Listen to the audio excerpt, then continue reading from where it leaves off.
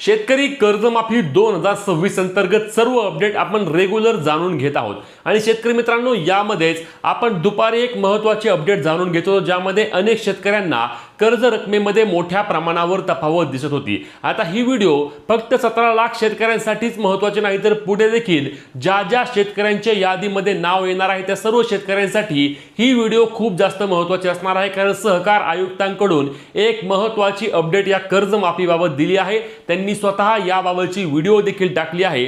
ते नक्की काय म्हणले ते देखील आपण पाहणार आहोत आणि ज्यांच्या कर्जमाफीच्या रकमेमध्ये आणि थकबाकीच्या रकमेमध्ये मोठी तफावत होती अशा शेतकऱ्यांनी ई-केवायसी करण्यापासून थांबले होते। अनेक शेतकऱ्यांनी त्यांची ई-केवायसी देखील केली नव्हते। अनेक शेतकऱ्यांनी त्यांचे ग्रीव्हियन्स त्या ठिकाणी घेतले होते आणि त्यामुळे या कर्जमाफीबाबत अनेक संभ्रम देखील निर्माण झाले होते आणि या संभ्रमामध्येच एक महत्त्वाची अपडेट त्या ठिकाणी आली आहे। याबाबतचे एक पत्रक देखील आले आहे आणि या पत्रकानंतर राज्यातील अनेक शेतकऱ्यांना मोठा दिलासा मिळत आहे। लक्षात घ्या शेतकरी मित्रांनो, आपण जे योग्य अपडेट आहे ते जाणून घेत आहोत।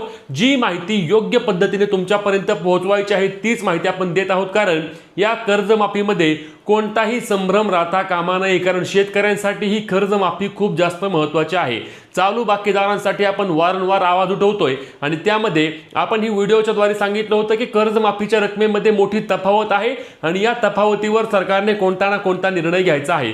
याबाबत एक महत्त्वाची आणि दिलासादायक देखील अपडेट समोर आली आहे आणि सहकार आयुक्तांच्या वतीने देखील काही माहिती देण्यात आलेली आहे। आता ही सर्व माहिती जाणून घेण्याचा प्रयत्न करूया। आता तुम्ही तुमची ई-केवायसी करायची का नाही अनेक शेतकऱ्यांचा प्रश्न आहे। सर्वात पहिला मुद्दा म्हणजे ज्या शेतकऱ्यांची थकबाकीची रक्कम आणि कर्जमाफीमध्ये त्यांना जेवढी रक्कम झाली आहे हे जर मॅच होत असेल तर तुम्ही सर्वात आधी तुमची ई-केवायसी करून घ्या, तुम्हाला कोणतीही अडचण नाही। आता या कर्जमाफीच्या रकमेमध्ये तफावत कुठे दिसते लक्षात घ्या, सर्व सविस्तर जाणून घेऊया।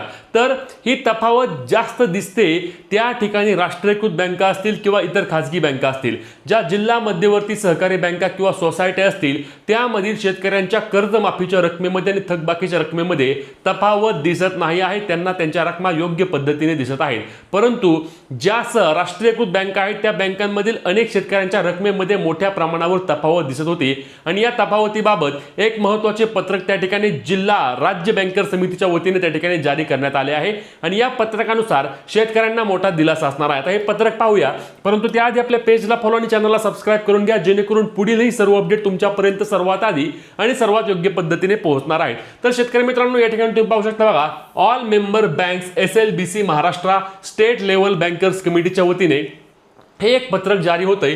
या पत्रकाची तारीख आहे बघा जून 10, 2026 आणि यामध्ये त्यांनी काय सांगितले, पुण्यश्लोक अहिल्यादेवी होळकर शेतकरी कर्जमुक्ती योजना 2026 sacrifice in ledger balance to NPA borrower. म्हणजे लक्षात घ्या विषय काय आहे, तर या कर्जमाफी योजनेअंतर्गत शेतकऱ्यांना ज्या शेतकऱ्यांची खाती NPA म्हणजे थकबाकीनंतर NPA अंतर्गत जी खाती गेली होती त्या खात्यांसाठी बँकांच्या वतीने OTS म्हणजे की वन टाइम सेटलमेंट स्कीम राबवली जाते आणि ही वन टाइम सेटलमेंट स्कीम राबवण्यासाठी त्या ठिकाणी बँकांच्या वतीने म्हणजे 2 तारखेला जेव्हा कर्जमाफीचा GR आला त्यानंतर 3 तारखेला मीटिंग झाली आणि या मीटिंगनुसार काही त्या ठिकाणी पर्सेंटेज किंवा काही त्या ठिकाणी ठरवलं गेलं। आता हे पर्सेंटेज कशा पद्धतीने होते बघा, तर यानुसार ज्या शेतकऱ्यांची खाती NPA अंतर्गत 2021च्या आधी त्या ठिकाणी NPA मध्ये गेली आहेत त्या शेतकऱ्यांनी 35% रक्कम भरायची आणि बाकीची रक्कम त्यांची NPA अंतर्गत सेटल करायची, म्हणजे फक्त 35% रक्कम भरायची, बाकीची रक्कम 65%। आता हे मी काय सांगतोय ते तुम्हाला नक्की लक्षात येईल, पण आधी समजून घ्या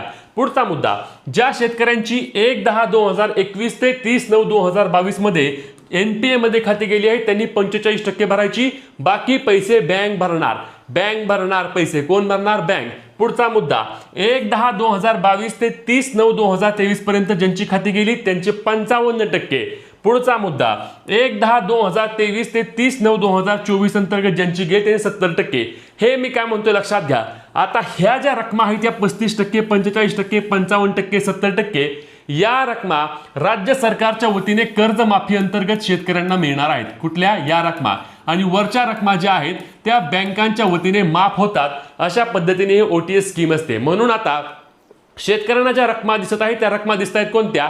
ज्या रकमा सरकार देणार आहे त्या रकमा दिसत आहेत, ज्या रकमा बँका स्वतः भरणार आहेत त्या रकमा दिसत नाही आहेत. म्हणून अनेक शेतकऱ्यांची जी तफावत आहे, म्हणजे अनेक शेतकऱ्यांनी सांगितलं की माझ्यावर त्या ठिकाणी थकबाकी किती आहे, 1,70,000 रुपये आहे आणि माझं दिसतंय किती, तर 90,000 दिसतंय. तर वरचे पैसे जे आहेत, जी तफावत आहे ती तफावत बँक भरणार आहे असे या पत्रकामध्ये स्पष्टपणे नमूद करण्यात आलेले आहे.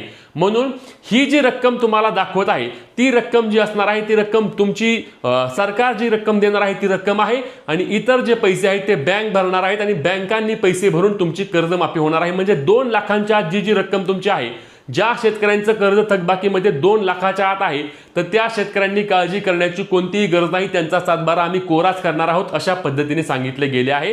आणि यामध्ये अनेक शेतकऱ्यांनी बँकेत जाऊन देखील खात्री केली आहे आणि बँकांनी देखील त्यांना सेम सांगितलं आहे की तुम्ही काय करा, तुम्ही तुमची ई-KYC करून घ्या, जी काही वरची रक्कम असणार आहे ती वरची रक्कम आम्ही भरणार आहोत आणि तुमचे कर्ज माफ होणार आहे. ही आता बँकांची आणि सरकारची जबाबदारी आहे, ही शेतकऱ्याची जबाबदारी नाही असे या पत्रकामुळे स्पष्टपणे त्या ठिकाणी होत आहे आणि अनेक शेतकऱ्यांना यामुळे दिलासा मिळणार आहे. तरी देखील यामध्ये अनेक शेतकऱ्यांनी आम्हाला हे देखील विचारलं की आमच्या बँका म्हणतायत, आम्ही अधिकाऱ्यांना जाऊन भेटल्यानंतर अधिकारी म्हणतायत की जी काही तफावत आहे ती तफावत तुमची तुम्हाला भरावी लागेल.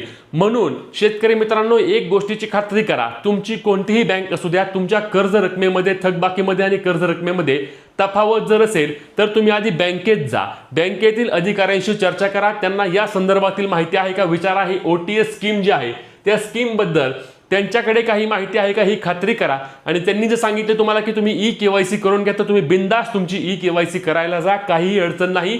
हे बँका आणि सरकार बघून घेणार आहे, तुम्हाला तुमची कर्जमाफी मिळणार आहे. ह्या पद्धतीने हे पत्रक आता सरकारने टाकल्यामुळे यामध्ये अनेक शेतकऱ्यांना मोठा दिलासा देण्यात आलेला आहे. त्यासोबतच आपल्या सहकार आयुक्तांनी देखील याबाबतची माहिती दिली आहे की शेतकरी मित्रांनो, तुम्ही घाबरून जाऊ नका, तुमची ई-KYC तुम्ही करून घ्या. रकमा ज्या आहेत त्या रकमांमधली जी तफावत आहे ती तफावत अशा पद्धतीने त्या ठिकाणी क्लिअर होणार आहे, म्हणजेच की जे काही वरचे पैसे तफावत रक्कम आहे ती बँका तुमची भरणार आहे आणि तुम्हाला कर्जमाफीचा लाभ दिला जाणार आहे. आणि यामुळे राज्यातील ज्या ज्या शेतकऱ्यांच्या रकमेमध्ये तफावत आहे त्या शेतकऱ्यांना मोठा दिलासा आहे. तरी देखील पुन्हा एकदा सांगतो की तुम्ही बँकेत जाऊन खात्री करा आणि मग तुमची ई-KYC करून घ्या. कारण एकदा का तुम्हाला बँकेतील अधिकाऱ्यांनी तुमची ई-KYC करायला सांगितलं की कोणत्याही प्रकारची अडचण नाही. आता ज्या शेतकऱ्यांचे फार्मर ID घेत नाही आहे किंवा ज्या शेतकऱ्यांच्या नावामध्ये तफावत आहे किंवा ज्या शेतकऱ्यांना त्या ठिकाणी इतर अडचणी येत आहेत, बायोमेट्रिक घेत नाही आहेत, त्यांनी काय करा, तुम्हाला पोर्टलवर त्या ठिकाणी ग्रीव्हियन्स घ्या. तर ग्रीव्हियन्स घेतल्याने काय होईल, तर तुमची तक्रार ऑनलाईन पद्धतीने जिल्हाधिकारी कार्यालयाकडे जाईल आणि जिल्हाधिकारी कार्यालयाच्या वतीने तुम्हाला त्याचा उत्तर द्यावे लागेल आणि तुमची जी काही शंका असेल, जी काही तुमची अडचण असेल ती अडचण देखील दूर केली जाईल. यासाठी आपले सरकार सेवा केंद्रामध्ये जाऊन तुम्हाला तुमची ग्रीव्हियन्स घ्यावा लागेल. या संदर्भात सहकार आयुक्तांनी देखील आपल्या माहिती दिली आहे. ते देखील काय म्हणले, चला ती देखील व्हिडिओ पाहतो, तुम्हाला दाखवतो. परंतु त्याआधी लक्षात घ्या शेतकरी मित्रांनो, पुढील सर्व अपडेटसाठी आपल्या पेजला फॉलो, चॅनलला सबस्क्राईब करून तुमचे प्रश्न कमेंटच्या माध्यमातून नक्की विचारा. चला ती देखील व्हिडिओ पाहून घ्या आणि मगच आपला चॅनल सबस्क्राईब करायला विसरू नका. लाभार्थ्यांची कर्जमाफीच्या लाभार्थ्यांची पहिली यादी 25 जुलै रोजी प्रसिद्ध झाली. या यादीमध्ये राज्यातील 16,96,000 शेतकऱ्यांचा समावेश आहे आणि यांची कर्जमाफीची रक्कम 13,600 कोटी आहे. तर ह्या सर्व शेतकऱ्यांनी आपलं आधार प्रमाणिकीकरण करायचं आहे. आधार प्रमाणिकीकरण केल्यानंतर त्यांना लाभ त्यांच्या थेट बँकेच्या खात्यामध्ये जमा करण्यात येईल.